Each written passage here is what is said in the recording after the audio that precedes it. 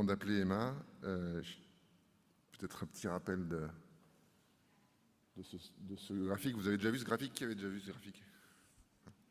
Les 9 limites planétaires. Il y en a une sur le climat.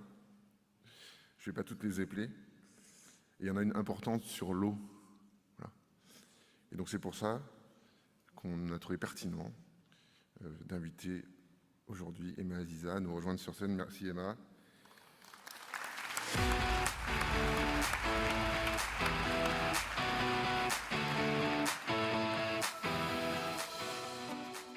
Alors Emma, tu es hydrologue, docteur de l'école des mines, tu es conférencière, tu es chroniqueuse sur France Info, tu es créatrice d'entreprise d'un centre de recherche international, mais aussi créatrice d'une start-up. Voilà. Ça fait plein de bonnes qualités pour être ici sur scène. Bienvenue Emma, bienvenue. La parole est à toi.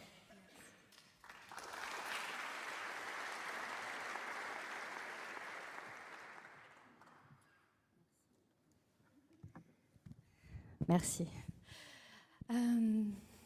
Au moment où on est tous là, ensemble, à essayer de comprendre justement peut-être où on en est sur le plan planétaire, il y a une toute petite vaguelette d'à peu près 10 à 15 cm de hauteur qui est actuellement en train de traverser l'océan Pacifique.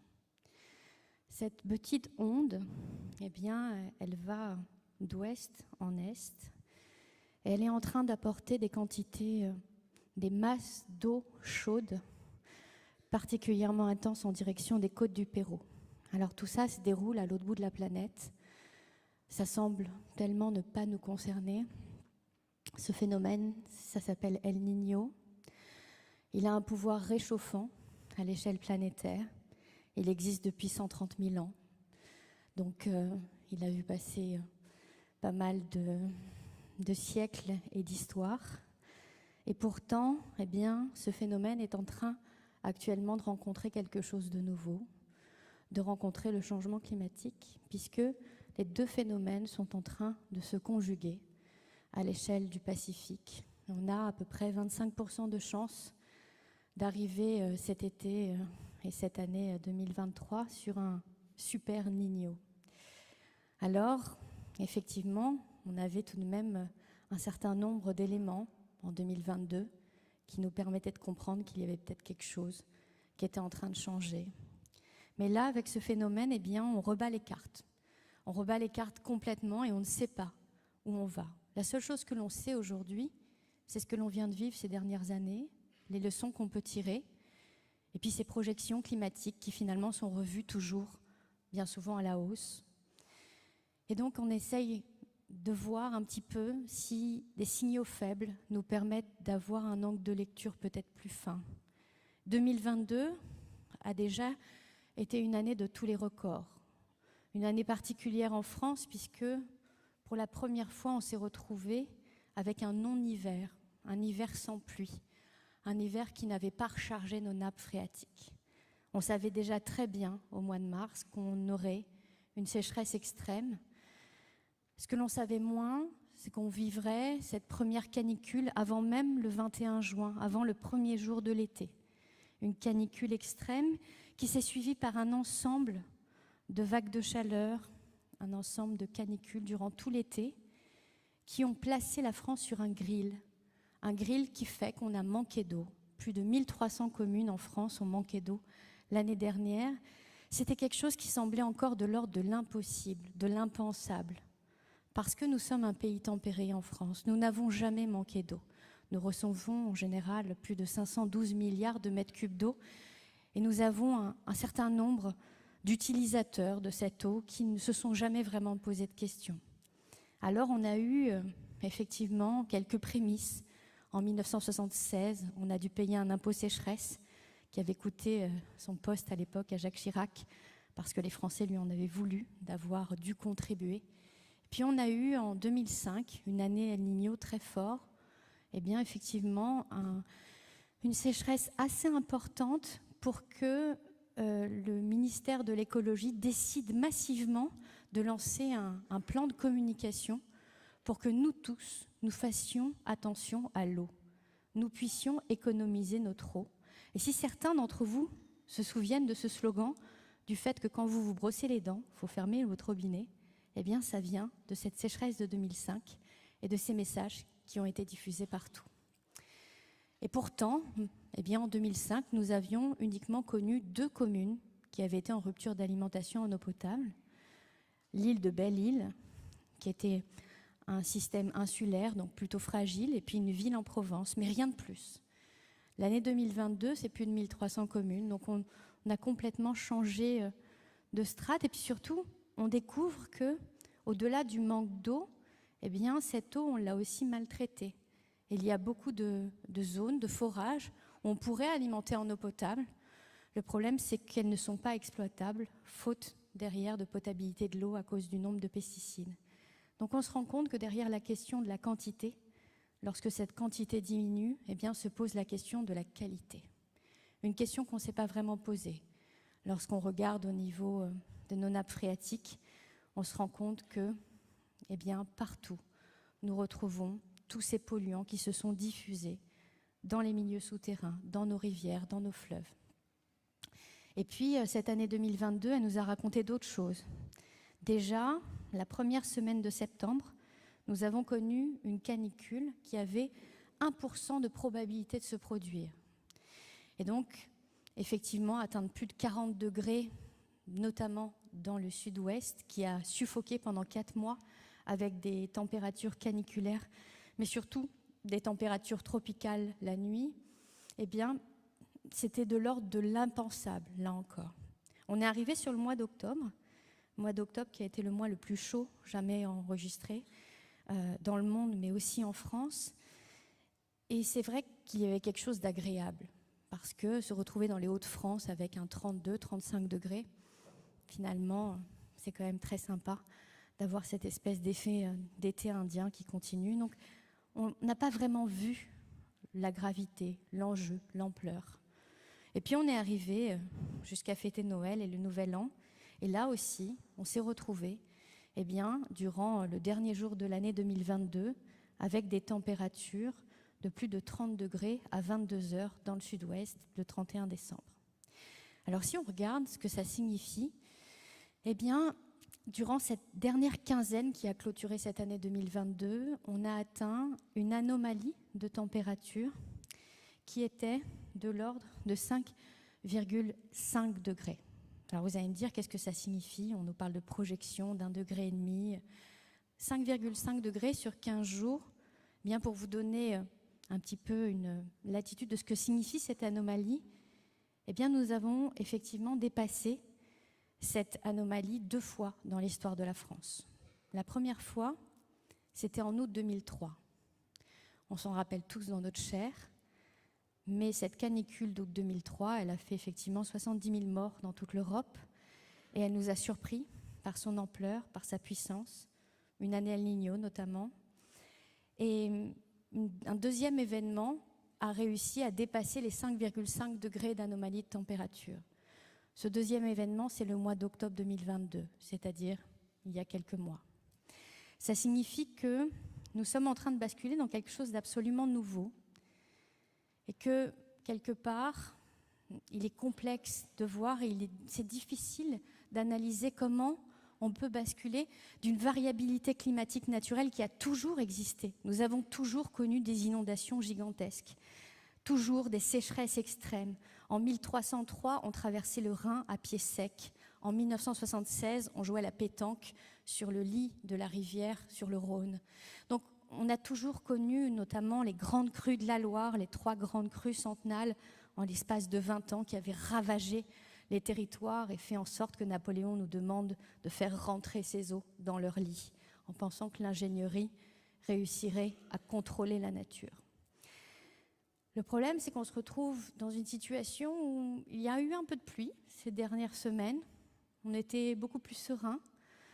On l'était un peu moins au début de l'hiver, entre le mois de janvier et février, quand on a vu tous ces jours qui s'accumulaient sans que le ciel veuille finalement nous donner quelque chose.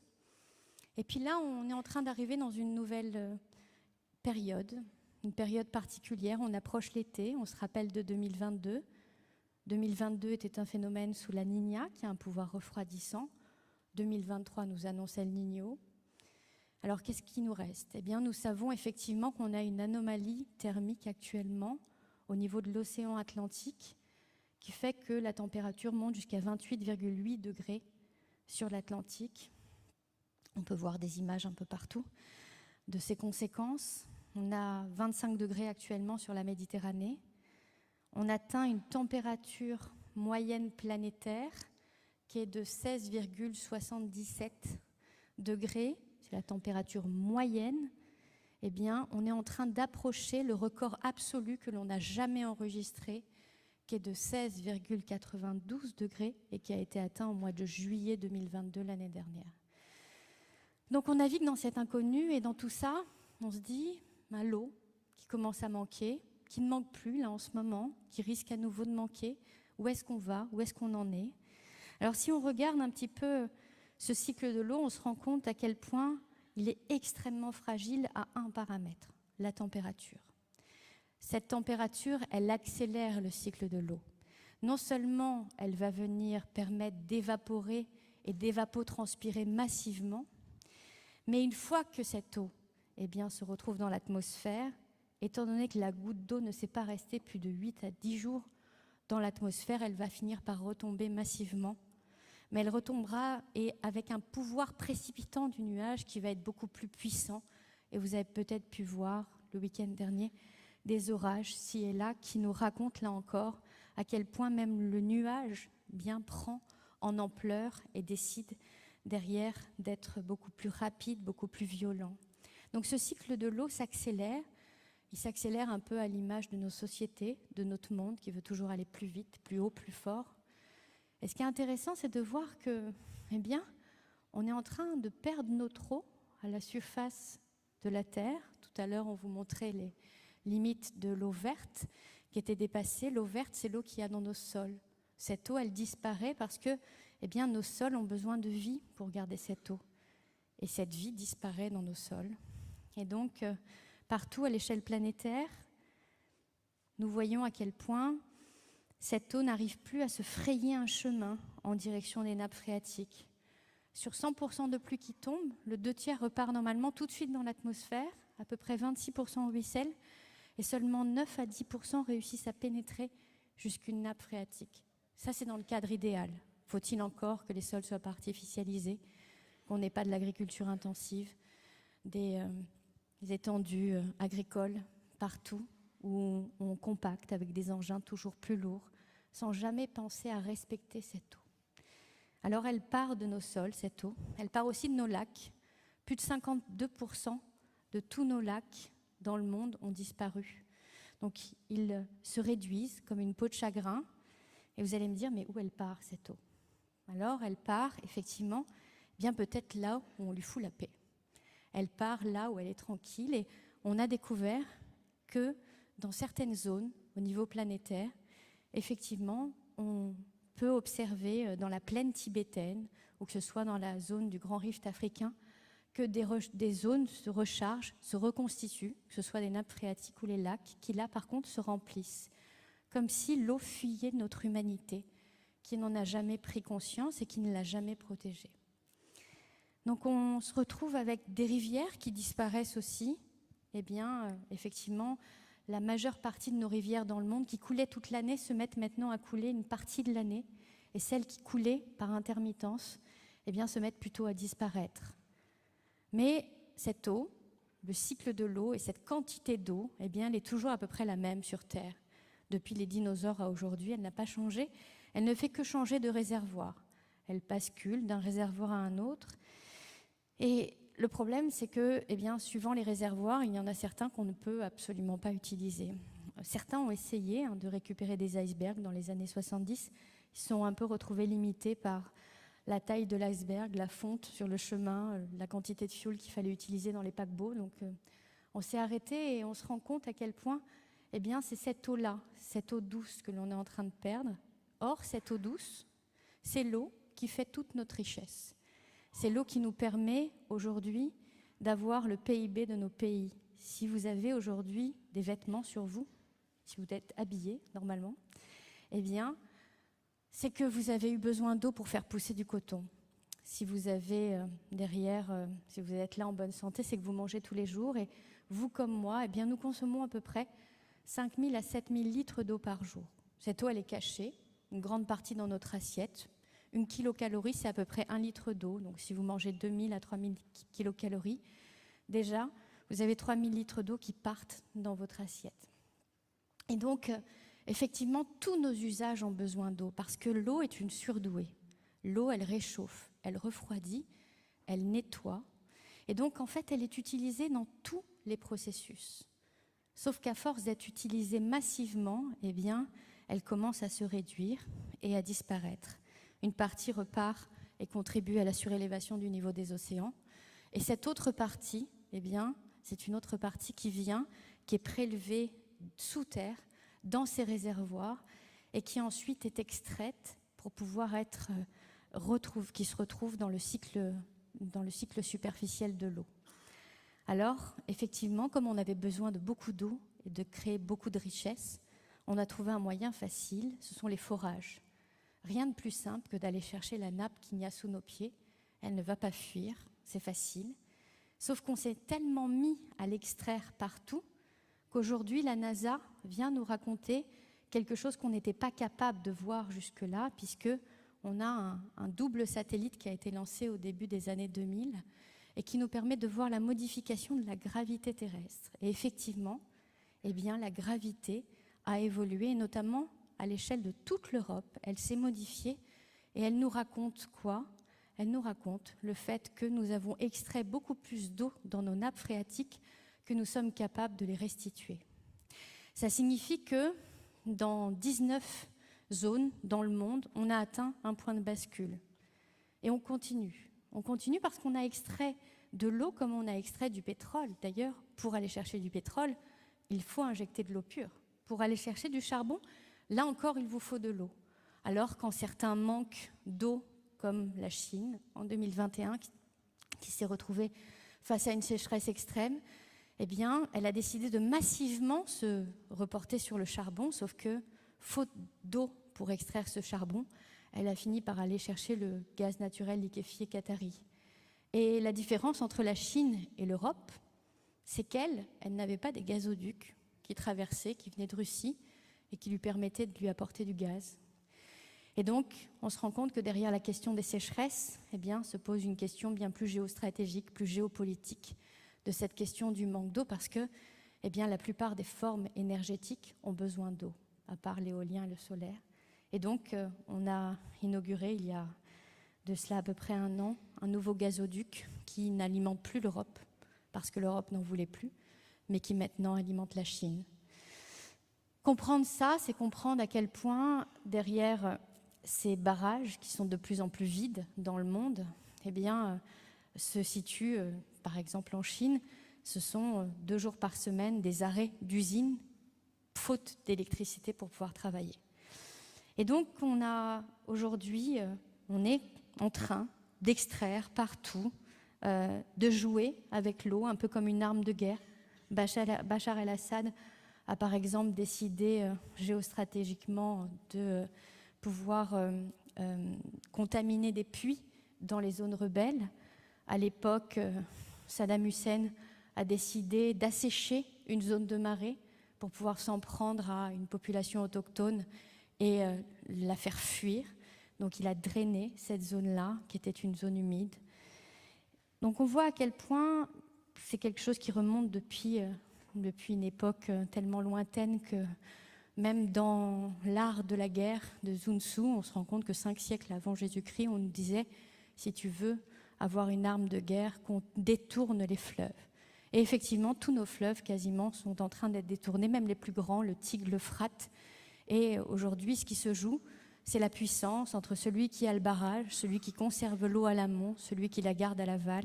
Donc il y a une question géostratégique. Mais à force d'avoir été puisé dans des réservoirs qui ne se reconstituent plus, il va falloir peut-être se poser des questions qui se situent derrière. Par exemple, dans les grandes plaines américaines, il faudrait 2500 ans de pluie pour reconstituer les nappes phréatiques. Si on regarde en Chine, dans certaines zones où on a des rizières importantes qui ne peuvent plus être alimentées par de la pluie, eh bien, on extrait massivement dans les nappes phréatiques. Et on se rend compte que, eh bien, d'après les images de la NASA, de cette mission GRACE, on a encore à peu près 10 ans avant que ces nappes phréatiques soient totalement taries. Comment on alimentera ce milliard de Chinois qui se nourrit de ce riz-là? C'est des questions qu'aujourd'hui on ne se pose pas, parce qu'on a pendant très longtemps oublié que ce cycle de l'eau est essentiel. On a beaucoup regardé le carbone, effectivement, sauf que pour avoir un cycle du carbone, il faut qu'il y ait un cycle de l'eau. Si vous voulez extraire un puits de carbone, si vous voulez prendre une molécule de CO2 dans l'air, eh bien, il vous faut 6 molécules d'eau pour pouvoir ensuite faire du glucide et fabriquer cette photosynthèse qui donnera, eh bien, son essence à la plante. Donc, on se retrouve aujourd'hui dans une situation un peu bizarre. Alors, vous allez me dire, de l'eau, on en a encore plein. Si on va regarder un peu plus loin et plus profondément, à 700 km sous nos pieds, on vient de découvrir, on le savait déjà plus ou moins, mais là on l'a quantifié, on a l'équivalent de 3 fois nos océans d'eau à peu près juste au-dessus du noyau. Donc effectivement, on a une terre bleue, effectivement, on va pouvoir désaliniser de l'eau de mer. C'est une solution, et sans doute une très bonne solution dans certaines zones qui n'en ont plus d'autres de solutions. Par contre, pour pouvoir désaliniser, il faut encore aujourd'hui, en tous les cas, sur le plan technologique, avoir beaucoup d'énergie. Et dans la plupart des cas, pour avoir beaucoup d'énergie, il vous faut beaucoup d'eau ou beaucoup de pétrole. Parce que j'ai une très très bonne nouvelle dans tout ça, c'est que si vous avez beaucoup d'argent, vous aurez toujours de l'eau. Et ça, c'est quelque chose qui est quand même essentiel à savoir. Pourquoi? Parce que si vous avez beaucoup d'argent, vous aurez beaucoup d'électricité et donc vous pourrez désaliniser massivement. Peu importe qu'on utilise 12 produits chimiques encore aujourd'hui dans les process ou qu'on ait besoin de récupérer cette saumure et qu'elle soit rejetée sur les cordons littoraux. Ce sont des externalités négatives, mais en tous les cas, on peut avoir de l'eau douce. D'ailleurs, regardez les Émirats arabes, ce sont des pays qui ne sont traversés par aucun fleuve et vous découvrez des zones luxuriantes avec des piscines à foison qui ne viennent uniquement que de la désalinisation de l'eau de mer. Donc, effectivement, si on a de l'argent, on a de l'électricité, mais surtout, si on a du pétrole, eh bien là encore, on a de l'eau, puisqu'on voit très bien à quel point tous ces pays eh bien, sont capables de désaliniser massivement de l'eau. Ce qui est un tout petit peu triste, c'est peut-être de transformer nos rivières qui deviennent des tuyaux. Et ces tuyaux sont capables d'aller partout, parce que si vous avez beaucoup d'argent, eh bien, vous pouvez amener l'eau là où vous le souhaitez. Par exemple, dans le désert d'Atacama, au Chili, eh bien, on est capable de désaliniser l'eau de mer, de la faire remonter 1500 km dans les terres et de l'amener à 2500 mètres d'altitude, parce qu'effectivement, le jeu en vaut la chandelle et le lithium nécessite que l'on puisse...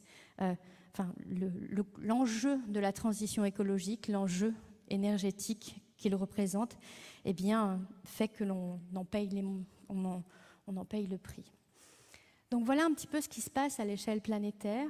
Alors parfois, ça peut, effectivement, il faut être lucide, il faut essayer de se poser des questions et de se dire, mais avec la manière dont on a déréglé ce cycle de l'eau, finalement, qu'est-ce qu'on peut encore faire? Alors, je vais peut-être vous raconter quelque chose d'un peu plus personnel, mais je reviens il y a un mois de Colombie, où j'ai vécu avec une des dernières sociétés précolombiennes qui s'appelle le peuple Kogi. Ce peuple-là nous a appelés, 6 scientifiques, pour nous demander de venir chez eux, vivre avec eux et partager 6 heures par jour eh bien, leurs savoirs vernaculaires ancestraux avec nos connaissances scientifiques. Et ils nous ont proposé de faire ce que l'on appelle un diagnostic territorial partagé. Et nous avons discuté, nous avons échangé durant des heures sur leur lecture notamment de l'eau, qui pour eux est l'essence même de tout ce qu'il faut comprendre. Et le grand chaman, que l'on appelle un mamou, m'a regardé, il m'a dit « Il ne fallait pas toucher cette eau qu'il y avait dans la terre. Vous aviez bien assez d'eau dans vos rivières et dans vos sources. Pourquoi est-ce que vous avez été l'extraire ?» Et c'est vrai que moi, c'est quelque chose qui m'impacte parce que, eh bien, dans un moment où on a beaucoup parlé de bassines, on a aussi beaucoup entendu parler de tout, de rien, de tout et son contraire. On ne sait plus vraiment où on en est. L'information est divulguée et on ne sait plus vraiment quoi penser. Est-ce qu'on doit continuer à soutenir cette agriculture qui arrive à bout de souffle? Qu'est-ce qu'on doit faire? Est-ce qu'il est normal, effectivement, de contourner les arrêtés préfectoraux, qui sont finalement la représentation de l'État, et donc de soutenir le fait d'aller extraire massivement des millions de litres d'eau sous terre pour les mettre en surface, uniquement pour avoir le droit de les utiliser dans un moment où plus personne ne le pourra pendant l'été, puisqu'en phase de crise, l'irrigation est interdite. Eh bien, c'est des choses qui m'interrogent parce qu'on est encore en train de jouer avec ce cycle de l'eau, on est encore en train de se prendre pour des apprentis sorciers, et on voit bien à quel point, si on regarde à l'époque le colonel Kadhafi en Libye, dans son délire mégalomaniaque, qui avait décidé de créer la 8e rivière artificielle, la grande rivière artificielle qui alimentait Tripoli. Et donc, il a décidé d'aller pomper dans un réservoir une nappe fossile qui s'était infiltrée il y a 1 million d'années. Et il est en train actuellement de vider cette nappe phréatique. C'est à peu près ce qu'on fait partout dans le monde. La plupart vous diront, notamment lorsqu'on va en Californie, qu'on extrait toute l'eau jusqu'à ce qu'il n'y en ait plus. Mais pour vous donner peut-être un ordre d'idée du dérèglement climatique, juste cette nappe-là, celle-ci, eh bien, si vous voulez, si on réussit à l'extraire, elle va rentrer dans le cycle superficiel. Et dans ce cycle superficiel, elle ne pourra pas retrouver son chemin pour se réintroduire aussi facilement. Et donc, eh bien, ça correspond à 6000 fois la quantité de toute la vapeur d'eau que l'on a sur Terre. Et cette vapeur d'eau, elle est instable, contrairement au CO2.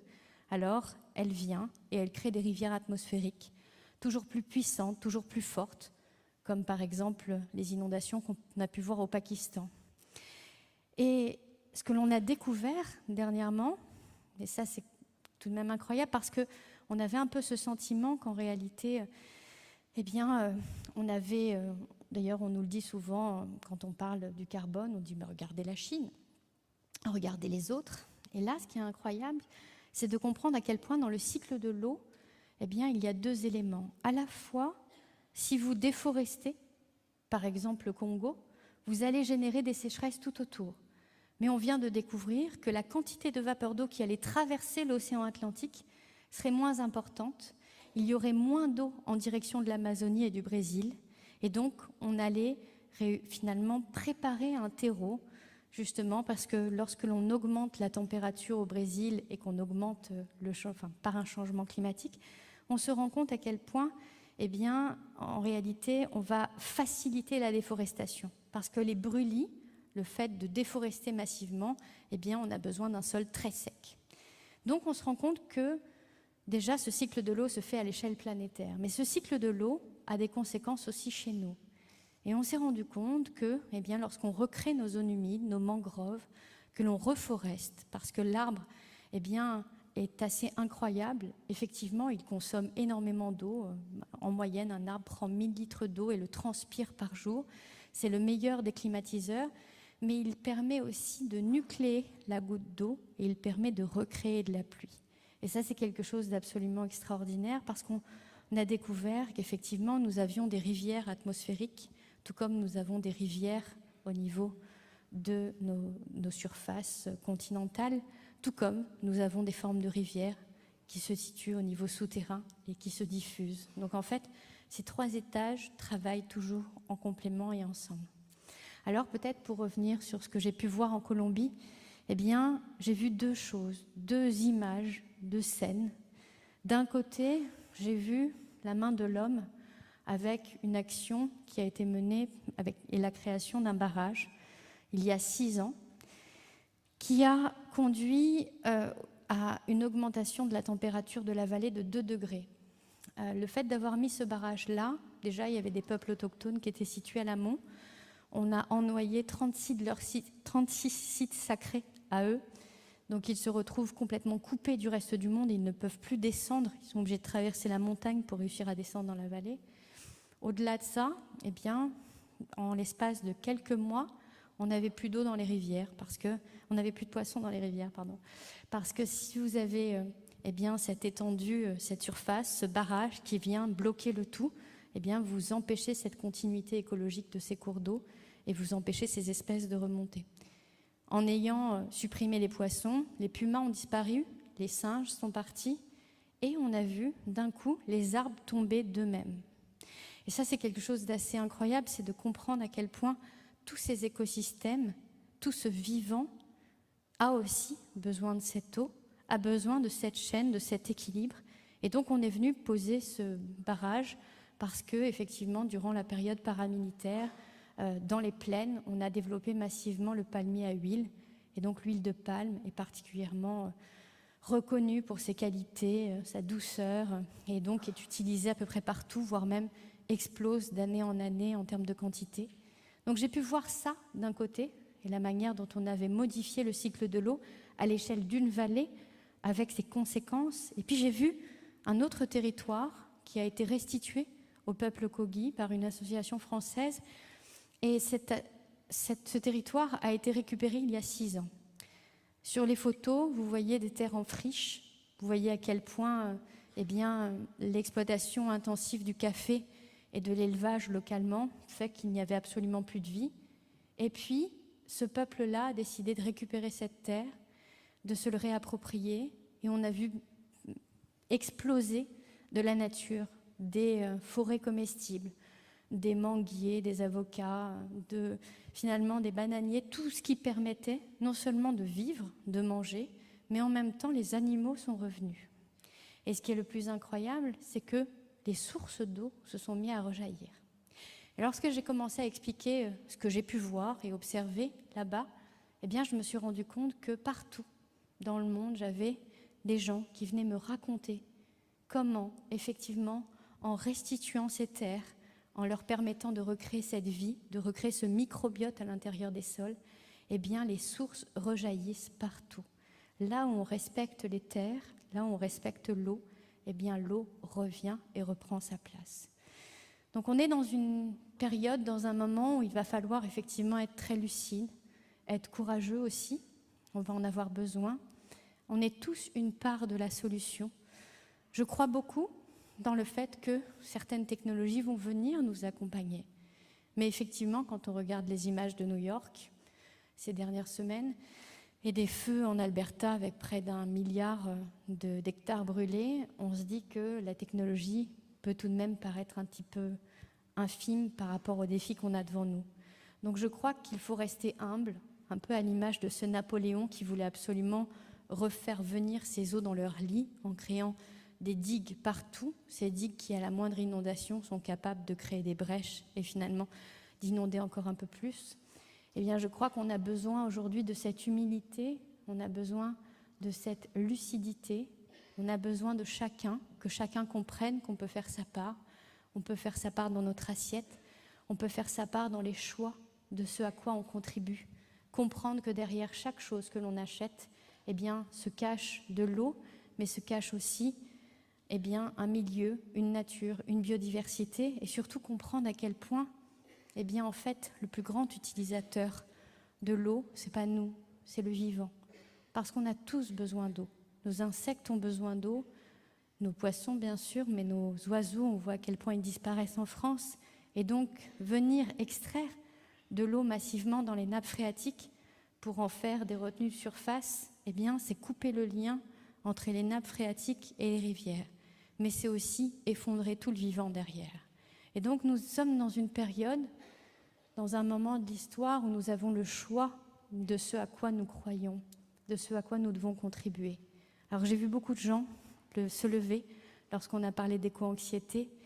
Et j'ai peut-être juste envie de vous dire, ne donnez pas votre sourire, ne donnez pas votre joie, gardez-la pour vous, on en a besoin, parce qu'on a besoin de gens forts qui soient capables justement de dépasser certaines montagnes, certains lobbies qui semblent tellement immuables, qui font qu'aujourd'hui, eh bien, on continue massivement à polluer à l'échelle planétaire nos assiettes, nos organismes, mais finalement l'intégralité du vivant. Mais ce que j'ai pu voir aussi, c'est à quel point eh bien, cette nature, elle renaît. Cette nature est résiliente, à condition qu'on la mette dans les mains de ceux qui savent en prendre soin.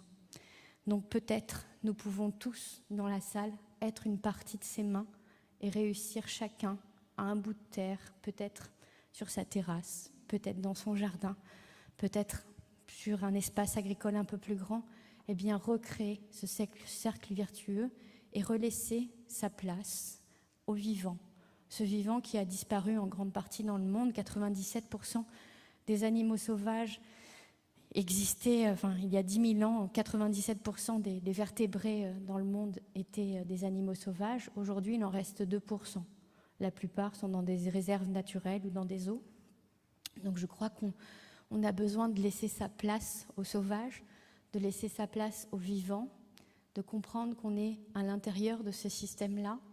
Si on regarde ces quantités, il reste 2%, ça veut dire que 13%, c'est à peu près l'humanité et les animaux domestiqués, et les 85%, ce sont des vaches, du bétail qu'il faut nourrir, qui a besoin de terre et d'espace. Et ces espaces-là ont besoin énormément d'eau. Alors peut-être nous pouvons contribuer à l'aide de notre fourchette à essayer de changer certaines mentalités.